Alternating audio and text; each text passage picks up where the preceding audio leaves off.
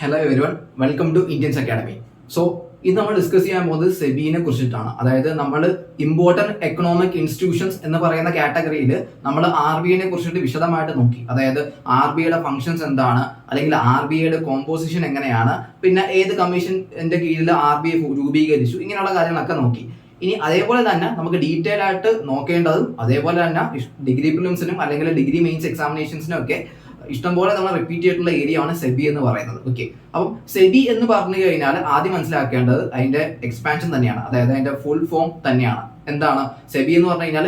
Securities exchange board of India എന്നാണ് സെബിനെ പറയുക. അപ്പം ഒരു ക്വസ്റ്റ്യൻ ആയിട്ട് തന്നെ ഒരു വട്ടം ചോദിച്ചാണ്. അതായത് സെബിയുടെ ഒരു എക്സ്പാൻഷൻ തന്നെ ഒരു വട്ടം ക്വസ്റ്റ്യൻ ആയിട്ട് ചോദിച്ചിട്ടുണ്ടായിരുന്നു. അപ്പം സെബി എന്ന് പറയുന്നത് എന്താണ്? Securities and exchange board of India എന്നാണ് പറയുന്നത്. ഇനി എന്താണ് അതിന്റെ പ്രധാനപ്പെട്ട ഫംഗ്ഷൻസ്?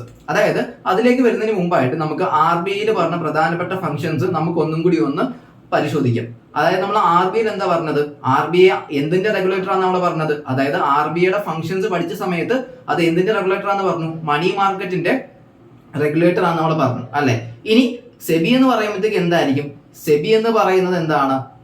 ക്യാപിറ്റൽ മാർക്കറ്റിന്റെ റെഗുലേറ്റർ ആണ്. അതായത് RBI എന്ന് പറയുന്നത് മണി മാർക്കറ്റിന്റെ റെഗുലേറ്ററും സെബി എന്ന് പറയുന്നത് ക്യാപിറ്റൽ മാർക്കറ്റിന്റെ റെഗുലേറ്ററുമാണ്. അപ്പം സ്റ്റേറ്റ്മെന്റ് എന്ന രീതിയിൽ സാധാരണ PS ചോദിക്കാറുണ്ട്. അതായത് സ്റ്റേറ്റ്മെന്റ് ഇങ്ങനെയായിരിക്കും, അല്ലെങ്കിൽ പ്രസ്താവന ചോദ്യങ്ങൾ ഇങ്ങനെയായിരിക്കും ചോദിക്കുന്നുണ്ടാവുക. അതായത് RBI ആണോ ക്യാപിറ്റൽ മാർക്കറ്റിനെ റെഗുലേറ്റ് ചെയ്യുന്നത്, അല്ലെങ്കിൽ നേരെ തിരിച്ചു ചോദിക്കും, സെബി ആണോ മണി മാർക്കറ്റിനെ റെഗുലേറ്റ് ചെയ്യുന്നത്? അപ്പോൾ അങ്ങോട്ടും ഇങ്ങോട്ടും മിസ്മാച്ച് ചെയ്ത് അല്ലെങ്കിൽ നമ്മളെ തെറ്റിക്കാൻ വേണ്ടിയിട്ട് അവർ ചോദിക്കാറുണ്ട്. അപ്പൊ നമുക്ക് പ്രോപ്പർ ആയിട്ടൊരു എന്ത് വേണം? ക്ലാരിറ്റി വേണം, ഒരു വ്യക്തത വേണം. എന്താണ്?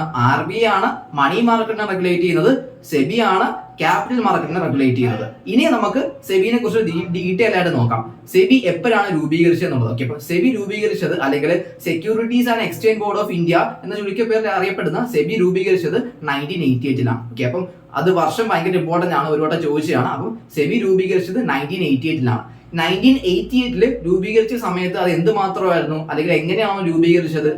ഒരു അഡ്വൈസറി ബോഡി എന്ന രീതിയിലാണ് നമ്മൾ സെബി രൂപീകരിച്ചത്. പിന്നീട് നമ്മൾ ഇനി പഠിക്കുന്ന സമയത്ത് അത് നമ്മൾ സ്റ്റാറ്റ്യൂട്ടറി സ്റ്റാറ്റസ് ആക്കി മാറ്റുന്ന കാര്യങ്ങളൊക്കെ നമ്മൾ പഠിക്കും. പക്ഷെ തുടങ്ങുന്ന സമയത്ത്, അതായത് 1988 തുടങ്ങുന്ന സമയത്ത് സെബി എന്ന് പറയുന്നത് എന്താണ്? വെറും അഡ്വൈസറി ബോഡി മാത്രമാണ്.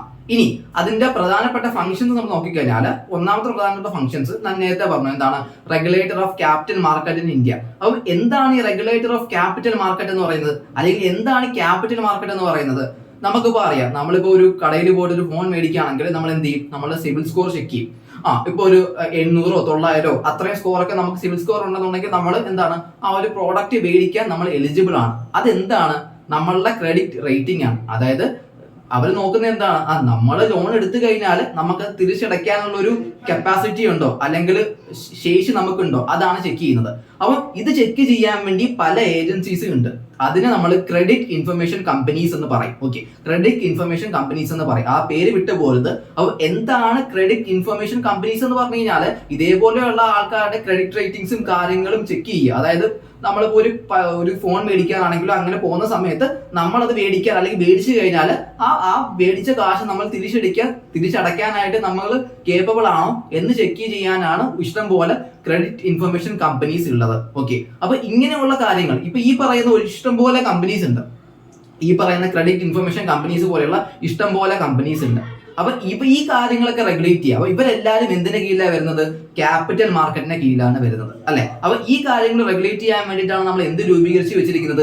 സെബി, അല്ലെങ്കിൽ securities and exchange board of India എന്ന്, അല്ലെങ്കിൽ അതിന്റെ കീഴിലുള്ള കാര്യങ്ങൾ നമ്മൾ റെഗുലേറ്റ് ചെയ്ത് വെച്ചിരിക്കുന്നത്. ഓക്കെ, ഇനി ഇതേപോലെ തന്നെ നമ്മൾ ഇടയ്ക്ക് നമ്മൾ പത്രത്തിൽ കാണാറുണ്ട്, നമ്മൾ മൂഡീസ് എന്ന് പറയുന്ന സാധനങ്ങൾ, അല്ലെങ്കിൽ മൂഡീസ് ബിച്ച് എന്ന് പറയുന്നത്. അപ്പം ഫിച്ച് എന്ന് പറയുന്നത് ഒരു വട്ടം എക്സാമിന് ചോദിച്ചാണ്. അതായത് എന്താന്ന് പറഞ്ഞിട്ട് ഡിഗ്രി മീൻസിന് ചോദിച്ചാണ്. എന്താണത്? അതൊരു ക്രെഡിറ്റ് റേറ്റിംഗ് ഏജൻസിയാണ്. അതെന്താണ്? ഒരു ക്രെഡിറ്റ് റേറ്റിംഗ് ഏജൻസീസ് ആണ്. അപ്പൊ അങ്ങനെയും ഒരു വൺ വേർഡ് ആയിട്ട് ഒരു ക്വസ്റ്റ്യൻ നമുക്ക് കിട്ടും. അപ്പൊ ഞാൻ ഓൾറെഡി 2 ക്വസ്റ്റ്യൻസ് പറഞ്ഞു. ഒന്ന് കുറെ കാറ്റഗറി എന്നിട്ട് ഇതിൽ ഏതാണ് ക്രെഡിറ്റ് റേറ്റിംഗ് ഏജൻസി എന്ന് പറഞ്ഞിട്ട് എക്കണോമിക്സിന്റെ കീഴിൽ ഒരു ക്വസ്റ്റ്യൻ നമുക്ക് പ്രതീക്ഷിക്കാം. രണ്ടാമതായിട്ട് സെബിയുടെ ഫംഗ്ഷൻസ് ചോദിക്കാം. അതായത് സെബി എന്തിനെ റെഗുലേറ്റ് ചെയ്യുന്നുണ്ട്? ക്യാപിറ്റൽ മാർക്കറ്റിനെയാണോ അല്ലെങ്കിൽ മണി മാർക്കറ്റിനെയാണോ റെഗുലേറ്റ് ചെയ്യുന്നത് എന്ന് പറഞ്ഞ് ചോദിക്കാം. മൂന്നാമതായിട്ട് സെബി എന്ന് പറയുന്നത് അതിന്റെ എക്സ്പാൻഷൻ ചോദിക്കാം. ഞാൻ നേരത്തെ പറഞ്ഞ പോലെ securities and exchange board of India എന്ന് പറഞ്ഞിട്ട് അതിന്റെ ഒരു എക്സ്പാൻഷൻ തന്നെ ചോദിക്കാം. അപ്പം ഈ ഒരു 3 പോയിന്റ്സിൽ ഒരു വ്യക്തത വേണം. ഓക്കെ, ഇനി നമുക്ക് നോക്കാനുള്ളത്, നമ്മൾ ഒരു പ്രധാനപ്പെട്ട ഫംഗ്ഷൻസ് പറഞ്ഞു. ഇനി നോക്കാനുള്ളത് കമ്മിറ്റിയുടെ പേരാണ്. അതായത് സെബി രൂപീകരിച്ച അല്ലെങ്കിൽ ഏത് കമ്മിറ്റിയുടെ കീഴിൽ സെബി എന്ന് പറയുന്ന ആശയം മുന്നോട്ട് കൊണ്ടുവന്നു, ഭയങ്കര ഇമ്പോർട്ടന്റ് ആണ്. GS പട്ടേൽ കമ്മിറ്റിയുടെ കീഴിലാണ് നമ്മൾ സെബി രൂപീകരിച്ചത്. അപ്പൊ നമ്മൾ ഒന്ന് കമ്പയർ ചെയ്ത് പഠിച്ചേ. RBI നമ്മൾ എന്താ പറഞ്ഞത്? ഹിൽട്ടൺ യങ് കമ്മീഷൻ എന്നൊരു വാക്ക് നമ്മൾ ഉപയോഗിച്ചു. അതേപോലെ തന്നെ ഇമ്പോർട്ടന്റ് ആണ് നമ്മൾ സെബിയുടെ കാര്യം പറയുമ്പോഴത്തേക്കും എന്താണ് GS പട്ടേൽ കമ്മിറ്റി എന്ന് പറയുന്നത്. അപ്പം ഭയങ്കര ഇമ്പോർട്ടന്റ് ആണ്. ഇനി ഇതിന്റെ ഭാഗമായിട്ട് ഒരു കുറച്ച് നാളുകൾക്ക് ശേഷം, അതായത് നമ്മൾ 1988 അത് രൂപീകരിച്ചു എന്ന് പറഞ്ഞു. ഇനി അതിനുശേഷം സെബി ആക്ട് 1992 വരികയാണ്. അതായത് നമ്മൾ 1988 അത് രൂപീകരിച്ചു, അതിനുശേഷം 1992 നമ്മൾ പുതിയൊരു ആക്ട് കൊണ്ടുവരികയാണ്. അതായത് സെബി ആക്ട് 1992 അതിന്റെ കീഴിൽ, അതായത് ഒരു ആക്ടിന്റെ കീഴിൽ നമ്മൾ എന്ത് കൊടുക്കുകയാണ്? സെബിക്ക് ഒരു സ്റ്റാറ്റ്യൂട്ടറി സ്റ്റാറ്റസ് കൊടുക്കുകയാണ്. ഓക്കെ, അപ്പൊ നമ്മൾ തുടക്കത്തിൽ എന്താ പറഞ്ഞത്? 1988 അത് എന്ത് മാത്രമാണ്, അല്ലെങ്കിൽ എന്ത് ടൈപ്പ് ഓഫ് ബോഡിയാണത്? വെറും ഒരു അഡ്വൈസറി ബോഡി മാത്രമാണ്. അതിനുശേഷം നമ്മൾ 1992 സെബി ആക്ട് കൊണ്ടുവന്ന് ഒരു സ്റ്റാറ്റ്യൂട്ടറി ബോഡിയാക്കി മാറ്റി. നമ്മൾ പറഞ്ഞു ഏത് ബോഡീനെ നമ്മൾ എപ്പോഴാണ് നമ്മൾ ഒരു ബോഡീനെ സ്റ്റാറ്റ്യൂട്ടറി ബോഡി എന്ന് പറയുന്നത്? ഒരു ആക്ടിന്റെ കീഴിൽ രൂപീകരിക്കുമ്പോഴാണ് നമ്മൾ അതിന് എന്തെന്ന് പറയുന്നത്? സ്റ്റാറ്റ്യൂട്ടറി ബോഡി എന്ന് പറയുന്നത്. നേരെ മറിച്ച് കോൺസ്റ്റിറ്റ്യൂഷണൽ ബോഡി ആണെങ്കിലോ, കോൺസ്റ്റിറ്റ്യൂഷണൽ ബോഡി ആണെങ്കിൽ നമുക്ക് എന്തുണ്ടാവും? വ്യക്തമായിട്ട് ചൂണ്ടിക്കാണിക്കാൻ നമ്മളുടെ കയ്യിൽ ഒരു ആർട്ടിക്കിൾ ഉണ്ടായിരിക്കും. അപ്പം അതാണ് അതിന്റെ ഡിഫറൻസ് എന്ന് പറയുന്നത്. അപ്പം സെബി ആക്ട് 1992 മുതൽ എന്തായിട്ട് മാറി? സെബി എന്ന് പറയുന്നത് എന്തായിട്ട് മാറി? ഒരു സ്റ്റാറ്റ്യൂട്ടറി ബോഡി ആയിട്ട് മാറി. അപ്പം നമ്മൾ 1-2 ഫംഗ്ഷൻസ് അതിന്റെ പഠിച്ചു, സെബിന്റെ പഠിച്ചു. ഇനി അതേപോലെ തന്നെ അടുത്തൊരു പ്രധാനപ്പെട്ട പോയിന്റ് ആണ്, സെബി എന്ന് പറയുന്നത് ഒരേ സമയം കോസി ലെജിസ്ലേറ്റീവ് ബോഡിയും അതേപോലെ തന്നെ എന്താണ് കോസി ജുഡീഷ്യൽ ബോഡിയുമാണ്. അപ്പം എന്താണ് ഈ ലെജിസ്ലേറ്റീവ് ബോഡി, അല്ലെങ്കിൽ എന്താണ് ഈ ജുഡീഷ്യൽ ബോഡി എന്ന് പറയുന്നത്? ലെജിസ്ലേറ്റീവ് ബോഡി എന്ന് പറയുന്നത് അവർക്ക് നിയമങ്ങൾ ഉണ്ടാക്കാനുള്ള ഒരു അധികാരം എന്തിനു കൊടുക്കുന്നുണ്ട്? നമ്മൾ സെബി ആക്ട് വഴി ആ ഒരു സെക്യൂരിറ്റി എക്സ്ചേഞ്ച് ബോർഡ് ഓഫ് ഇന്ത്യക്ക് കൊടുക്കുന്നുണ്ട്. അതേപോലെ തന്നെ എന്താണ് ജുഡീഷ്യൽ ബോഡി എന്ന് പറയുന്നത്? നമുക്കറിയാലോ, ജുഡീഷ്യൽ എന്ന് പറയുമ്പോൾ നമ്മളെ ജുഡീഷ്യറി എന്ന് പറയുന്ന വാക്ക് നമുക്ക് എല്ലാവർക്കും എന്താണ് ഫെമിലിയർ ആണ്, അല്ലെങ്കിൽ അറിയാവുന്ന വാക്കാണ് ജുഡീഷ്യറി എന്ന് പറയുന്നത്. അപ്പം അതുമായിട്ട് ബന്ധപ്പെട്ടുള്ള ജുഡീഷ്യൽ ബോഡി എന്ന് പറയുന്നത് എന്തായിരിക്കും? അതായത് എന്തെങ്കിലും തെറ്റുകൾ ചെയ്തിട്ടുണ്ടെങ്കിൽ അവരെ ശിക്ഷിക്കാനുള്ള ഒരു റൈറ്റും കൂടി ആർക്കുണ്ട്? സെബിക്കുണ്ട്. അപ്പം ചോദിക്കാറുണ്ട് സ്റ്റേറ്റ്മെന്റ് എന്ന രീതിയിൽ, സെബി എന്ന് പറയുന്നത് ജുഡീഷ്യൽ ബോഡിയാണോ, അല്ലെങ്കിൽ സെബി എന്ന് പറയുന്നത് കോസി ജുഡീഷ്യൽ ബോഡിയാണോ, അല്ലെങ്കിൽ സെബി എന്ന് പറയുന്നത് കോസി ലെജിസ്ലേറ്റീവ് ബോഡിയാണോ എന്നൊക്കെ പറഞ്ഞിട്ട് എക്സാംസിന് ചോദിക്കാറുണ്ട്. അപ്പൊ നമുക്ക് പ്രോപ്പർ ആയിട്ട് ഒരു ക്ലാരിറ്റി വേണം, അല്ലെങ്കിൽ വ്യക്തത വേണം. എന്താണ് സെബി എന്ന് പറയുന്നത്? ഒരേ സമയം കോസി ലെജിസ്ലേറ്റീവ് ബോഡിയുമാണ്, അതേപോലെ തന്നെ എന്താണ് ഒരേ സമയം കോസി ജുഡീഷ്യൽ ബോഡിയുമാണ്. ഓക്കെ, ഇനി മനസ്സിലാക്കാനുള്ളത് അതിന്റെ പവേഴ്സ് ആണ്. അതായത് നമ്മൾ ഓൾറെഡി പറഞ്ഞു എന്താണ് സെബി എന്ന് പറയുന്നത് എന്താണ്? കോസി ജുഡീഷ്യൽ ബോഡിയാണ്. അപ്പം അതിന് ഒരു സിവിൽ കോടതിക്ക്, അതായത് നമ്മുടെ ഇന്ത്യയിലെ നിലവിലുള്ള ഒരു സിവിൽ കോടതിക്ക് എന്തൊക്കെ പവേഴ്സ് ഉണ്ടോ, അല്ലെങ്കിൽ എന്തൊക്കെ പവേഴ്സ് ഉണ്ടോ അത്രയും പവേഴ്സ് ആർക്കും ഉണ്ട്? സെബിക്കും ഉണ്ട്. അപ്പൊ ചോദിക്കാറുണ്ട്, അതായത് സെബീസിന്റെ പവർ നമ്മുടെ ക്രിമിനൽ കോർട്ടുമായിട്ട് ഈക്വൽ ആണോ, അല്ലെങ്കിൽ നമ്മളുടെ സിവിൽ കോർട്ടുമായിട്ട് ഈക്വൽ ആണോ, അങ്ങനെയൊക്കെ പറഞ്ഞിട്ട് ക്വസ്റ്റ്യൻസ് ചോദിക്കാറുണ്ട്. അപ്പൊ എന്താണ് സെബിയുടെ പവേഴ്സ് എന്ന് പറയുന്നത്? എന്താണ് നമ്മളുടെ സിവിൽ കോർട്ടുമായിട്ട്, അല്ലെങ്കിൽ സിവിൽ കോർട്ടിന് എന്തൊക്കെ പവേഴ്സ് ഉണ്ടോ അത്രയും പവേഴ്സ് ആർക്കുണ്ട്? സെബിക്കുണ്ട്. അപ്പം ഈ ഒരു പോയിന്റ് ഭയങ്കര ഇമ്പോർട്ടന്റ് ആണ്. ഓക്കെ, അപ്പം അതായത് എന്താണ് സെബി ആസ് ഈക്വൽ പവേഴ്സ്, അതായത് സിവിൽ കോർട്ടിനുള്ള എത്ര പവേഴ്സ് ആണോ ആ ഒരു പവേഴ്സ് സെബിക്കുണ്ട്. ഓക്കെ, ഇനി ചെയ്യുന്നത്, അല്ലെങ്കിൽ സെബിയുടെ അടുത്തൊരു പ്രധാനപ്പെട്ട ഫംഗ്ഷൻ എന്ന് പറയുന്നത് ഈ രജിസ്ട്രേഷൻസ്. അതായത് നമ്മളിപ്പോ സാധാരണ എന്താ ചെയ്യുക? ഇപ്പൊ നമ്മളൊരു സ്റ്റോക്ക് മാർക്കറ്റിൽ ഒരു കമ്പനി, അല്ലെങ്കിൽ അവരുടെ കമ്പനീന്റെ ഒരു 10% ഷെയർ വേറെ ആൾക്കാർക്ക് വിൽക്കണമെങ്കിൽ എന്ത് ചെയ്യണം? ആ കമ്പനി സെബിന്റെ കീഴിൽ കൊണ്ടുവന്ന് രജിസ്റ്റർ ചെയ്യണം. അല്ലെങ്കിൽ നമ്മൾ കുറച്ചുകൂടെ ടെക്നിക്കൽ ആയിട്ട് പറയുകയാണെങ്കിൽ ആ കമ്പനി കൊണ്ടുവന്നിട്ട് അവിടെ ലിസ്റ്റ് ചെയ്യണം. ഓക്കെ, അപ്പൊ അങ്ങനെ ലിസ്റ്റ് ചെയ്തതിന് ശേഷമായിരിക്കും നമുക്ക് എന്ത് ചെയ്യാൻ പറ്റുന്നുണ്ടാവുക? ആ കമ്പനിക്ക് അവരുടെ ഷെയർസ് ബാക്കിയുള്ള ആൾക്കാർക്കൊക്കെ എന്ത് ചെയ്യാൻ പറ്റുന്നുണ്ടാവുക? വിൽക്കാനൊക്കെ ആയിട്ട് പറ്റുന്നുണ്ടാവുക. ഓക്കെ, അതേപോലെ തന്നെ നമുക്കറിയാൻ പറ്റും ഈ മ്യൂച്വൽ ഫണ്ട്സ് പോലെയുള്ള, ഇപ്പൊ നമ്മളെ സച്ചിനൊക്കെ അഭിനയിച്ച പരസ്യം ഉണ്ടല്ലോ മ്യൂച്വൽ ഫണ്ട്സ് എന്ന് പറയുന്നത്. അതായത് മ്യൂച്വൽ ഫണ്ട്സിൽ ഇൻവെസ്റ്റ് ചെയ്യൂ എന്നൊക്കെ പറഞ്ഞ അഭിനയിച്ച പരസ്യങ്ങളുണ്ടല്ലോ. അപ്പൊ എന്താണ് മ്യൂച്വൽ ഫണ്ട്സ് എന്ന് പറഞ്ഞു കഴിഞ്ഞാൽ? മ്യൂച്വൽ ഫണ്ട്സ് എന്ന് പറയുന്നത് അതായത് ഇപ്പൊ ഒരു 5 ആൾക്കാരുണ്ടെന്നുണ്ടെങ്കിൽ 5 ആൾക്കാർ, അപ്പൊ അവരുടെ കയ്യിൽ 1 കോടി രൂപയുണ്ട്. ഈ 1 കോടി രൂപ ഒരാളെ ഏൽപ്പിക്കും. ഇപ്പൊ 5 ആൾക്കാർ 1 കോടി രൂപ എ എന്ന് പറയുന്ന ഒരാളിനെ ഏൽപ്പിക്കും. ഈ എ എന്ന് പറയുന്ന ആൾ എന്ത് ചെയ്യും എന്ന് പറഞ്ഞു കഴിഞ്ഞാൽ, അതായത് ഈ മാർക്കറ്റിൽ, അതായത് ഒരു ലിസ്റ്റ് ഉണ്ടാവും. അതായത് ഈ വർഷം ഏറ്റവും ടോപ്പ് പെർഫോമൻസ് റൺ ചെയ്യുന്ന കമ്പനീസ് ഉണ്ടായിരിക്കും.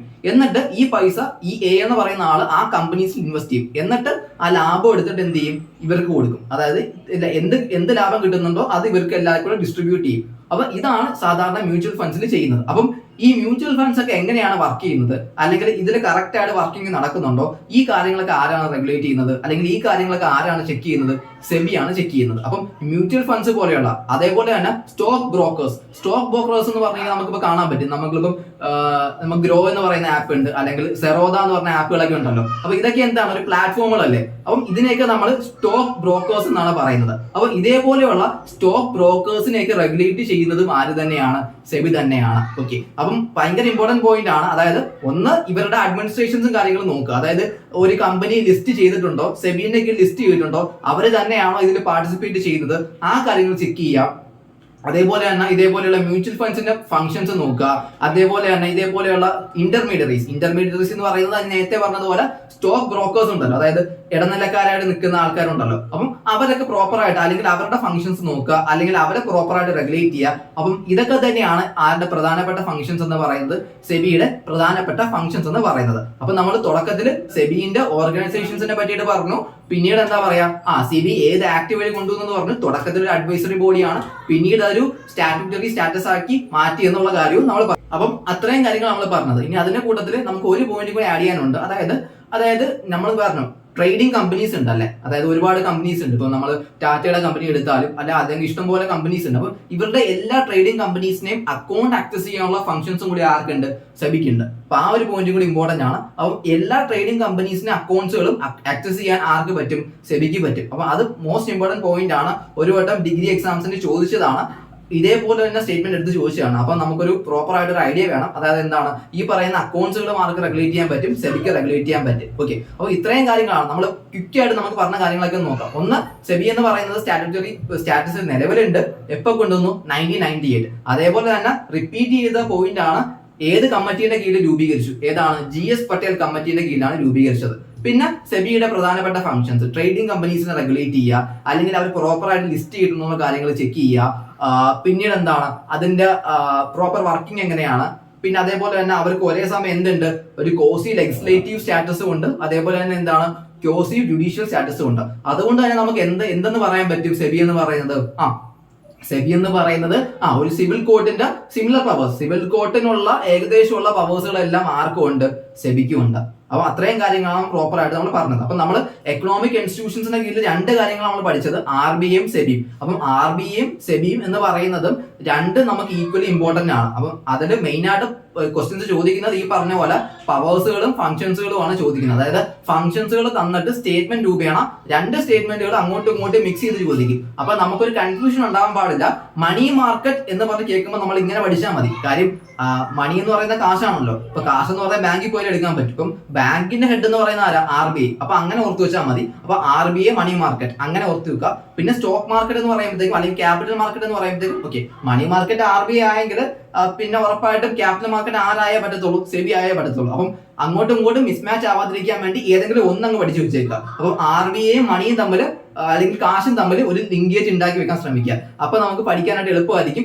പ്രത്യേകിച്ച് നമ്മൾ പെട്ടെന്ന് ക്വസ്റ്റ്യൻസ് വായിച്ചു പോകുന്ന സമയത്ത്, ഈ പറയുന്ന സ്റ്റേറ്റ്മെന്റ് ക്വസ്റ്റ്യൻസ് ഒക്കെ കാണുന്ന സമയത്ത് നമുക്കൊരു കൺഫ്യൂഷൻ ഉണ്ടാകാൻ പാടില്ല. അപ്പൊ ആ രീതിയിൽ പഠിച്ചു വെച്ചേക്കുക. പിന്നെ കമ്മീഷൻസ് അങ്ങോട്ടും ഇങ്ങോട്ടും മാറിപ്പോരുത്. അവര് റിപ്പീറ്റ് ചെയ്ത് അല്ലെങ്കിൽ മാച്ച് ദ ഫോളോയിങ് പോലെ ചോദിക്കാറുണ്ടാവും. ഹിൽട്ടൺ എം കമ്മീഷൻ തന്നിട്ട് സെബി എന്ന് പറഞ്ഞ് ചോദിക്കും, അല്ലെങ്കിൽ GS പട്ടേൽ കമ്മിറ്റി എന്ന് പറഞ്ഞ് തന്നിട്ട് RBI എന്ന് പറഞ്ഞ് ചോദിക്കും. അപ്പൊ അങ്ങോട്ടും ഇങ്ങോട്ടും മാറരുത്. ഹിൽട്ടൺ എം കമ്മീഷൻ എന്ന് പറയുന്ന RBI ആണ്. അതേപോലെ തന്നെ GS പട്ടേൽ കമ്മിറ്റി എന്ന് പറയുന്നത് സെബിയുമാണ്. പിന്നെ ഫംഗ്ഷൻസ് നമുക്ക് ഒരു മീൻസ് അങ്ങനെ ഒരു ഇത് കൺഫ്യൂഷൻ ഉണ്ടാവത്തില്ല. കാര്യം രണ്ടുപേരും രണ്ട് തലത്തിലാണല്ലോ വർക്ക് ചെയ്യുന്നത്. അപ്പൊ അതൊരു വ്യത്യാസം ഉണ്ടാവത്തില്ല. അപ്പം അങ്ങോട്ടും ഇങ്ങോട്ടും മാറിപ്പോകുന്ന രണ്ട് പോയിന്റ്സുകളാണ് ഞാൻ ഈ പറഞ്ഞത്. ഈ പറയുന്ന ആര് ഏത് മാർക്കറ്റ് റെഗുലേറ്റ് ചെയ്യുന്നുള്ള കാര്യം, രണ്ടാമതായിട്ട് ഈ പറയുന്ന കമ്മിറ്റിയുടെ കാര്യം, പിന്നീട് സ്റ്റാറ്റ്യൂട്ടറി സ്റ്റാറ്റസിന്റെ കാര്യം. ഓക്കെ, അപ്പൊ ഇത്രയും കാര്യങ്ങളാണ് പ്രോപ്പർ ആയിട്ട് നമുക്ക് പഠിക്കാനായിട്ടുള്ളത്. അപ്പം ഈ രണ്ട് എക്കണോമിക് ഇൻസ്റ്റിറ്റ്യൂഷൻസും എപ്പോഴും റിപ്പീറ്റ് ചെയ്യുന്നതാണ്. അപ്പം ഈ രണ്ട് ടോപ്പിക്കും നല്ല രീതിയിൽ നോക്കിയിട്ട് വേണം ഇനി വരുന്ന എക്സാംസിൽ നിങ്ങൾ പോകാനായിട്ട്. അപ്പൊ ഇതിന്റെ കൂടെ തന്നെ നമുക്ക് ഒരു ടോപ്പിക് കൂടി ഉണ്ട്, നബാർഡ് എന്ന് ഉള്ളത്. അപ്പൊ അത് നമ്മൾ നെക്സ്റ്റ് സെഷൻസിൽ നബാർഡിനെ കുറിച്ച് ഡിസ്കസ് ചെയ്യും. അതിന്റെ കൂടെ തന്നെ നമ്മൾ നബാർഡ് പഠിക്കുമ്പോൾ തന്നെ RBIയും സെബിയും കൂടെ നമ്മൾ റിവിഷൻ ചെയ്ത് പോകും. ഓക്കെ.